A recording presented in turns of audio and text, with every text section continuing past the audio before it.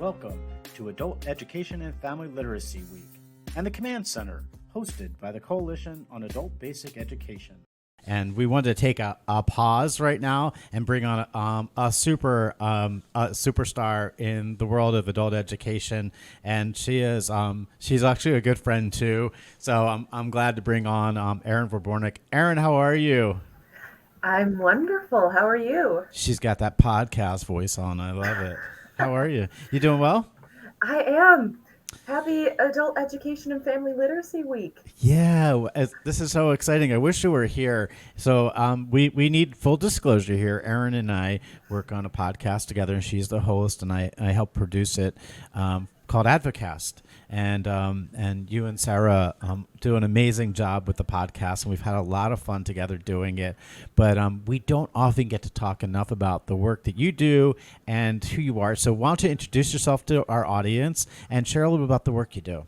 Okay, my name is Erin Vobornik. I am the New Students as Leaders Coordinator for COABE. I've also been an instructor in adult ed for about a decade now, and am on maybe year 2 of also being a board member of the Illinois Adult and Continuing Educators Association, and was part of the inaugural group of State Advocate for Adult Education Fellows back in 2021. Good stuff. Yeah. We it's fun. We have fun doing Advocast, but I think the audience should know a little bit about the podcast Oh, yeah. you know what it's like and what the messaging is, the podcast, the purpose of it. The purpose of it is to really get people engaged in advocacy and to help kind of shine the light on some of the ways that people are advocating, because for a long time I thought advocacy meant, you know, going to fancy dinners and schmoozing, and I thought, I'm kind of shy. That's not really my thing. I don't know that I can actually advocate. And through the Safe Fellowship, I realized there are so many different ways that we can make an impact. So the podcast is helping to do that. And then, of course, to center a student voice, so that students can share how they advocate their successes in adult education, and they can also speak out to other students who might be listening. Awesome. So we're here celebrating and recognizing Adult Education and Family Literacy Week. And I'm curious, from your perspective, like, what is it that you'd hope to achieve during this week? What's the message we should be getting out? My message this week is just to really get people to understand what adult education is. And last year, my focus was kind of painted with a broad brush, spreading the message as far and wide as I can. And this year, I've taken a more local approach. I want to make sure that people within the community, I want to make sure that everyone who works at the college that I work at, I want to make sure everybody knows what adult education is here locally, and encourage them to help spread that message out as well. Yeah, so there's a great book called Change, and it talks about the reality that change happens from the bottom up, not from the top down. And I think that's such a wise thing to think at, starting really at the grassroots, right in the frontline workers, our frontline education, our teachers, our instructors, our students, and the community, and making sure the community is engaged and understands it. And that's how movements start, right? If we can start educating our community and our families and people all the way up the ladder, that's when you start seeing change and making that happen. So you do this work. I know you do it in your state, but you do also do it across the country. And I'm curious if you had a message to some of your colleagues that are also engaged in adult education. Like, what message would you like to share with them? So my message to other colleagues would be to use your voice to spread the message of adult education, and that it's, the challenge is not just getting started, but making it sustainable. And it's hard, if not impossible, to do all by yourself. But what COABE's focus on advocacy has kind of shown a light on is that there are so many people doing this work, and there's a network, there's a community of people that you can join to keep this message going, and that it really does have an impact. Yeah, it does. It also takes a village. I think it's a super point to recognize. A lot of when we talk about persistence in adult learning and adult education, that persistence factor often isn't just being able to pass the test, right? Or it's more than that. A lot of times it's also the ability to navigate life, housing, food insecurity, your family. I mean, all those other challenges that kind of come into play when you go to school as an adult learner. And they are quite different than K to 12, right? Oh yeah. Because, you often have a job and you have to put food on the table and take care of family responsibilities and things like that, as well as battling things like, a criminal background sometimes and addiction issues and other things that just get in life, and Yeah. that's part of it. So I love that. I love that point. You were here in Washington D.C. today and this week, and we're talking to legislators about how we can make change happen. Like how we can change the system, how we can make it better.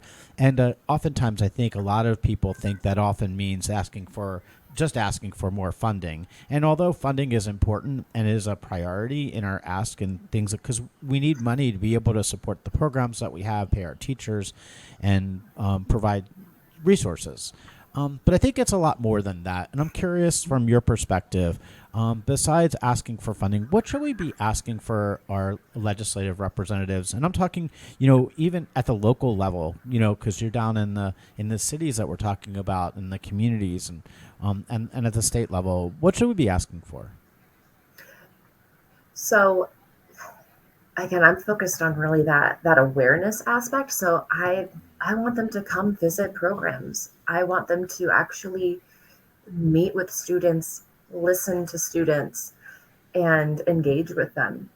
I want them to know that regardless of what committees they sit on for their job, adult education is foundational in that, whether it be labor, education, health, technology, like adult education is really pivotal to all of that. So I want them to see how adult education impacts the communities that they represent, but I also want them to see how it is connected to the jobs that they do.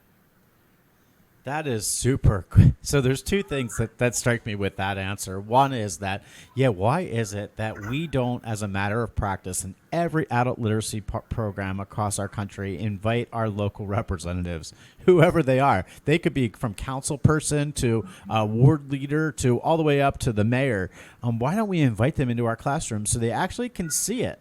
And touch it, right? And then it becomes real. It becomes a thing to them. Right now, it's giving money and really not sure sometimes where it's even going to because they don't see the program. So if you're out there listening, I want you to do something this week. Just schedule 1 or 2 visits. Just make a phone call. And trust me, they want to come see it. Legislators want that invitation. They want to know what's going on. And quite frankly, it's because their communities are the ones that voted them in. And they're the ones that often are going to be there for the next vote, the next election, that kind of thing. So I love that. And then the second piece of that you just touched on was the employer piece. And we're really going through a time in our country where there's a demand for labor in a whole bunch of different industry sectors. But really understanding the role that employers play in all of this is super important. I appreciate it. So here's what I'm going to do right now. I'm giving you my magic wand. It just looks like a pen, but it's a wand. So here, take it through. There you go. So there you go. You got your magic wand. So what is it that you'd like to see this year happen in the area of adult education?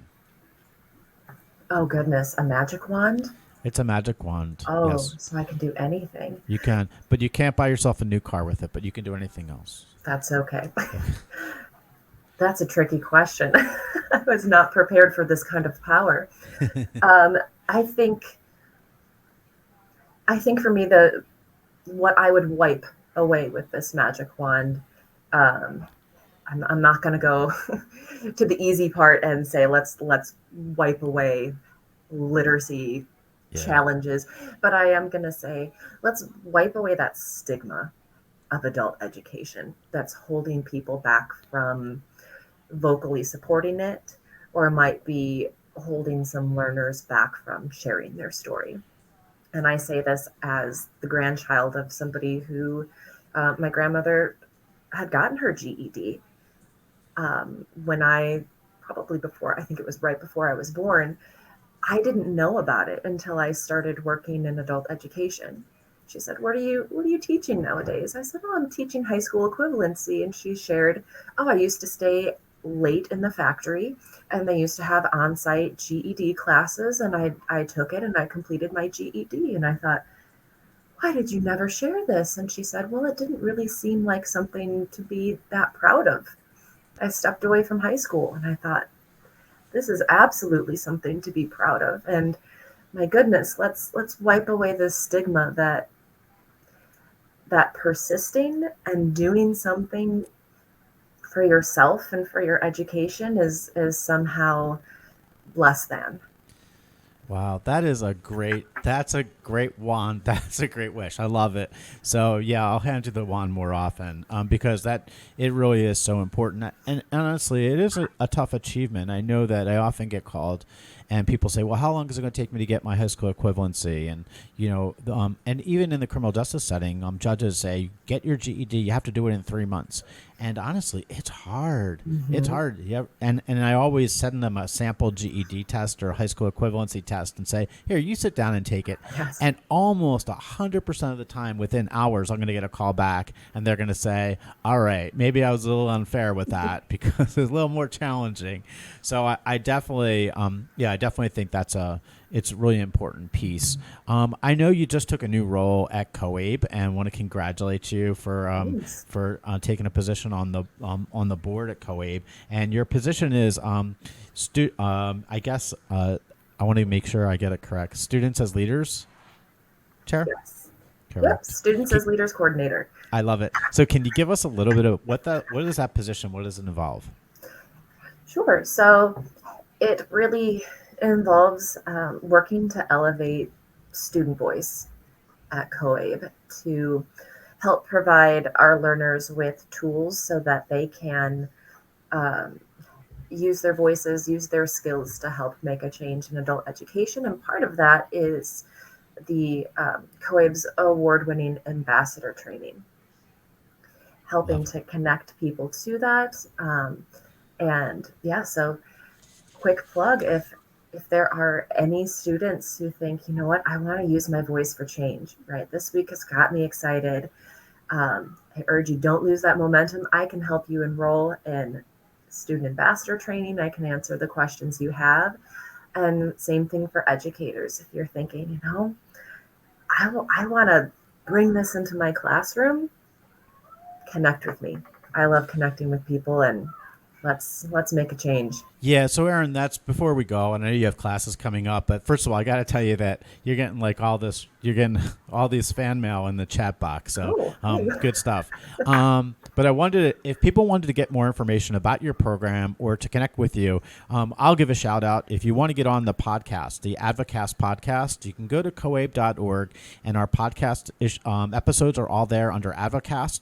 And it's awesome. Erin and Sarah do an amazing job. We have a lot of fun with it. We laugh, we cry, we have fun, but we educate. And that's pretty fun. And we advocate. We do it all in one podcast. So it's crazy. But if people wanted to get to know more about your programming and the work you're doing, where should they reach you? The best way to reach me is at my COABE email address, which is Erin Vobornik at COABE.org, which I know my last name is tricky. There's no spaces. Erin Vobornik at COABE.org. Love it. Love it. Erin, good luck with class today. Thanks. And we appreciate you so much. Yes, it is truly, Rebecca, a great podcast. We love it. And we will talk to you soon. So thanks again for joining us today. Thank you. All right. Take care. Bye.